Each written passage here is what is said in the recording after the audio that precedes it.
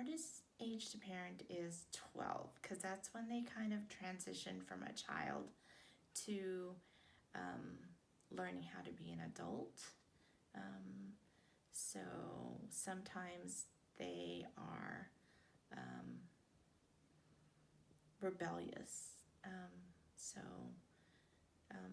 it's just harder because it's when you tell them to do something, then they always decide if they don't want it or to do or not. So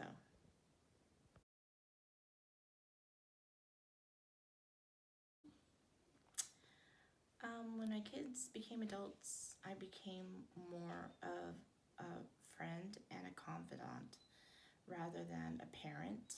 Um, so I couldn't really tell them what to do. I can give them my opinion and they can decide whether they choose to choose it or not.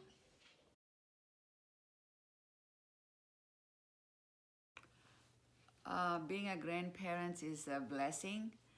I love to be a grandparent of my 8 grandkids, and they're just awesome. You just feel so obliged to spoil them and give them anything they want, and they kind of like take control of you.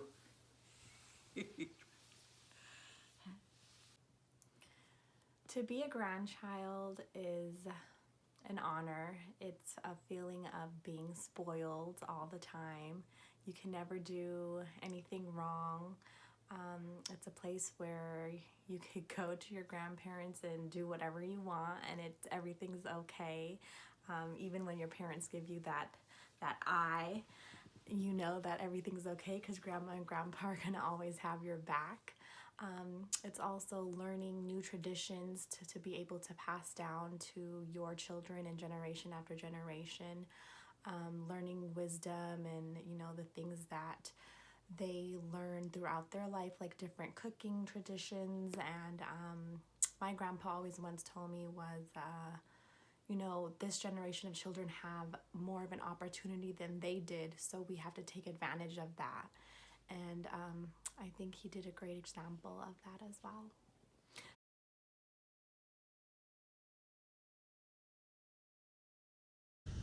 In a way it does, but in a way it doesn't.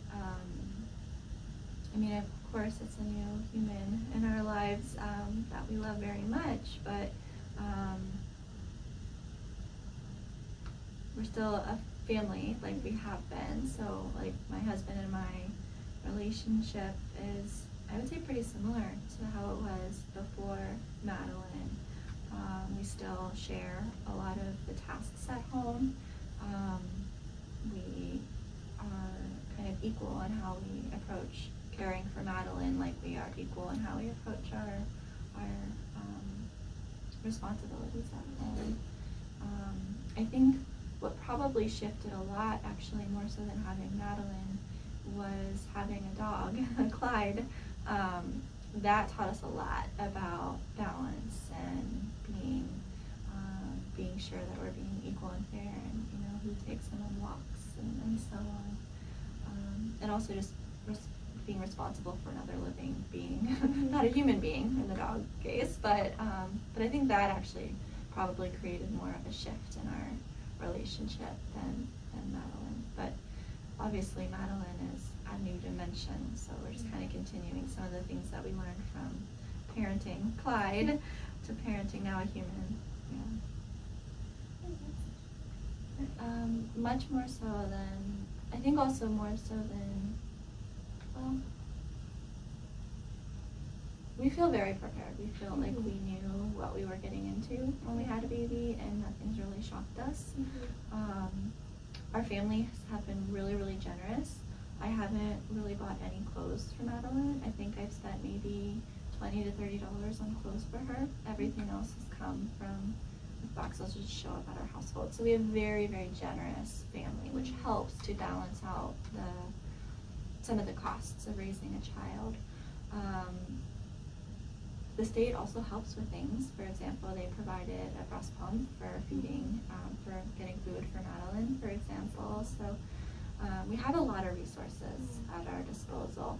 Plus, my husband and I both have doctorates, so we have, given SES as a measure of income, education, and career level, we are kind of, well situated in those domains.